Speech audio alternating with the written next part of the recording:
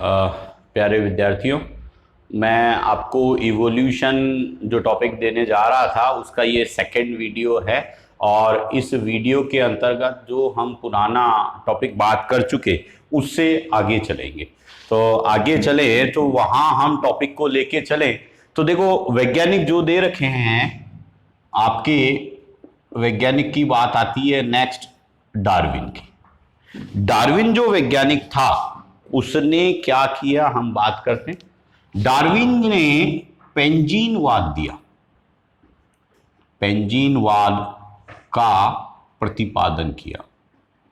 और ये जो पेंजीनवाद है, ये हम इसका एक बार शब्द का अध्ययन करते हैं कि पेंजीन बेसिकली होते क्या हैं। उन्होंने बताया कि जीव की जो शरीर की कोशिका है, जीव की शरीर की कोशिका जिसे देहिक कोशिका कहते हैं, उस देहिक कोशिका में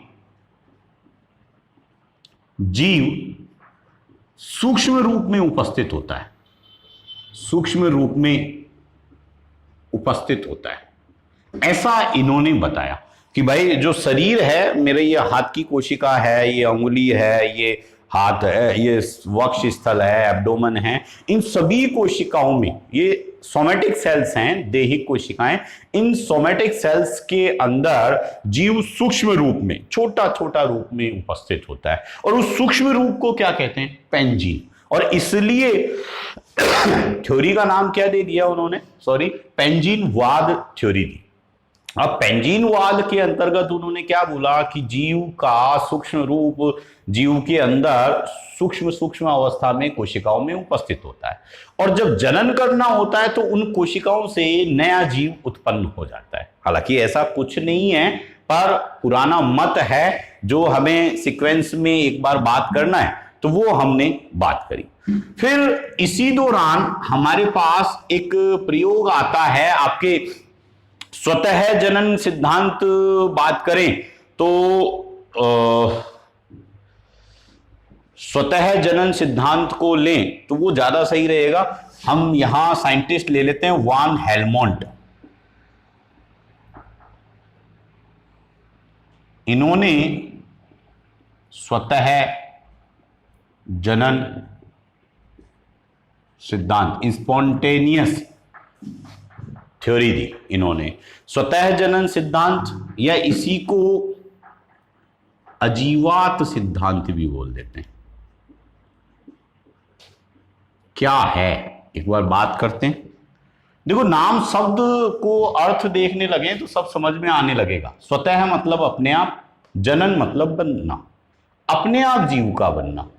अजीवात, जीवात मतलब लिविंग के लिए टर्म आता है, पर है नॉन लिविंग, मतलब जो जीव नहीं है उनके लिए, मतलब डेड सेल्स के लिए बात कर रहा है।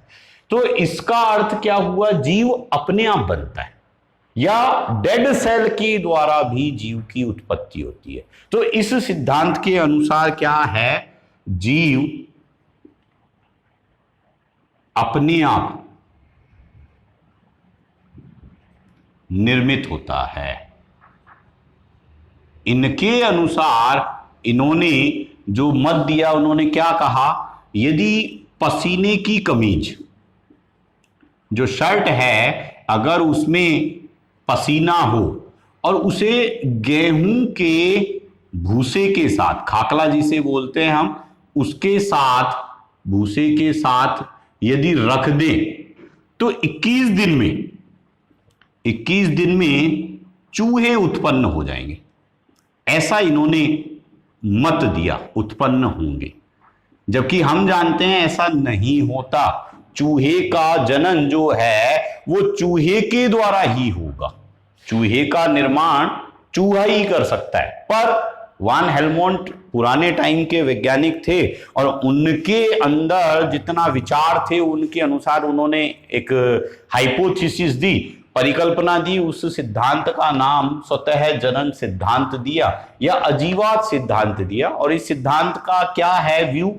जीव अपने आप निर्मित होते हैं। मतलब उन्होंने अपना स्टेटमेंट दिया, पसीने की कमीज, शर्ट जो होती है वो पसीने से भीगी हुई हो और यदि उस भीगी हुई कमीज को गेहूं के भूसे के साथ दबा करके अगर कहीं रख दिया जाए तो 21 दिन में चूहे बन जाएंगे, ऐसा उन्होंने बताया, जबकि ऐसा नहीं होना है। ये गलत है, सिद्धांत मान्य नहीं है, हम इसकी बात बाद में करेंगे। अब आगे लेके चलें तो उसके बाद वीजमान का नाम आता है। ये वीजमान एक बहुत अच्छे महान वैज्ञानिक हुए अपने समय के, और इन्होंने जनन द्रव्य सिद्धांत दिया। सुनिएगा, जनन द्रव्य सिद्धांत, germ plasm theory, germ plasm theory. ये अपने समय के बहुत महान वैज्ञानिक थे जिन्होंने प्रयोग किया। इन्होंने कहा कि जीव अपने आप उत्पन्न होता है तो जीव के लक्षण आगे आगे जाते हैं। जैसे हमने इससे पिछले वीडियो में देखा था कि वातावरण के कारण जो लक्षण हैं वो एक पीढ़ी से दूसरी पीढ़ी में जा रहे हैं। फिर कुछ वैज्ञानिकों ने पेंजीनवाद दिया, उन्होंने कहा देहिक कोशिका में जीव का सूक्ष्म रूप है, तो देहिक कोशिका का जो लक्षण है वो वंशागत हो रहा है। तो इन्होंने इन सभी परिकल्पनाओं का अध्ययन किया, फिर उसके बाद अपना प्रयोग किया। तो इन्होंने प्रयोग क्या किया? चूहे पर प्रयोग किया, चूहे पर प्रयोग किया। और चूहे पर प्रयोग क्या किया? उन्होंने चूहे की कायिक कोशिका या देहिक कोशिका से संबंधित जो था उस पर प्रयोग किया। इन्होंने क्या किया? चूहा जो है, उस चूहे की पूंछ होती है। पूंछ क्या है? एक लक्षण है, एक लक्षण है, और उस लक्षण को अध्ययन किया। तो उन्होंने चूहे पर जो प्रयोग किया तो पूंछ क्या है? देहिक कोशिका है। इन्होंने इस देहिक कोशिका को काट दिया, काट दिया। अब ये चूहा एक नर लिया और एक मादा ली।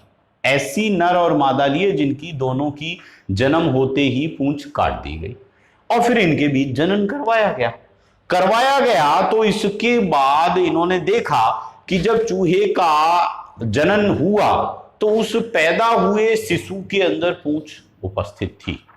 मतलब जो नर और मादा है उसमें लक्षण नहीं है, हमने हटा दिया, पर उसकी शिशु या संतति में वो लक्षण था। इसका मतलब देहिक कोशिका में अगर वो लक्षण उपस्थित होता और वो देहिक कोशिका ही लक्षण के लिए जिम्मेदार होती तो इसकी संतति में पूंछ नहीं होनी चाहिए थी, क्योंकि नर और मादा में तो पूंछ है ही नहीं, तो बच्चों में पूंछ आनी नहीं चाहिए थी। पर ऐसा नहीं हुआ, और ये उन्होंने 22-23 पीढ़ियों तक इसका जब प्रयोग किया तो हर बार चूहे की पूंछ मिली। ऐसा नहीं है कि ये सिर्फ एक बार प्रयोग किया, इन्होंने इसी प्रयोग को 22-23 पीढ़ियों तक लगातार करते गए। 2 नर लिए, उनकी संतति ली, उसमें पूंछ उत्पन्न हो गई, फिर दोबारा उन्हीं संतति में आगे प्रयोग किया कि देखे किस आने वाली किसी ना किसी पीढ़ी में ये पूंछ अनुपस्थित हो जाए, पर ऐसा नहीं हुआ। तो उन्होंने इसके आधार पर निष्कर्ष निकाला जनन द्रव्य सिद्धांत। सुनना, उन्होंने कहा कि जीव जो होता है, जीव में 2 प्रकार की कोशिकाएं होती हैं। एक कोशिका देहिक होती है और एक कोशिका जननिक होती है।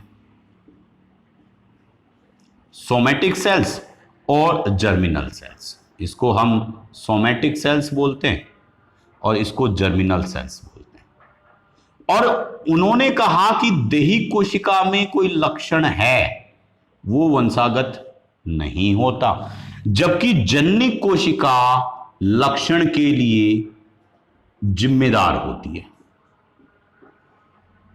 इन्होंने ये बताया, क्योंकि इस प्रयोग से उन्होंने बताया ना कि देहिक कोशिका को हम हटाते जा रहे हैं। अगर देहिक कोशिका लक्षण के लिए जिम्मेदार होती, पूंछ होती, तो अगले पीढ़ी में पूंछ आती, तो बच्चे में पूंछ होनी नहीं चाहिए थी। पर इन्होंने इस प्रयोग से निष्कर्ष निकाला कि हर बार पीढ़ी में पूंछ आ रही है, इसका मतलब क्या है कि वहां दूसरी कोशिकाएं हैं, और उन कोशिकाओं को नाम क्या दिया? जननिक कोशिकाएं या जर्मिनल सेल्स। और इन कोशिकाओं में जो जीन, हालांकि इन्होंने जीन के बारे में बात नहीं करी, पर इन्होंने ये कहा जननिक कोशिका ही लक्षण के लिए जिम्मेदार होती है। और इस प्रयोग से इन्होंने स्वतः जनन सिद्धांत का भी खंडन किया।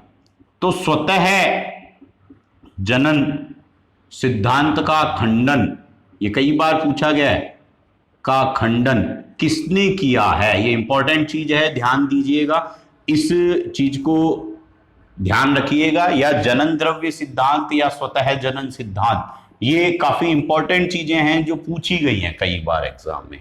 तो मेरा यहां जो वीडियो है वो इवोल्यूशन से संबंधित ही कुछ वैज्ञानिकों के आधार पर हम चल रहे थे और मैंने ये बात करी।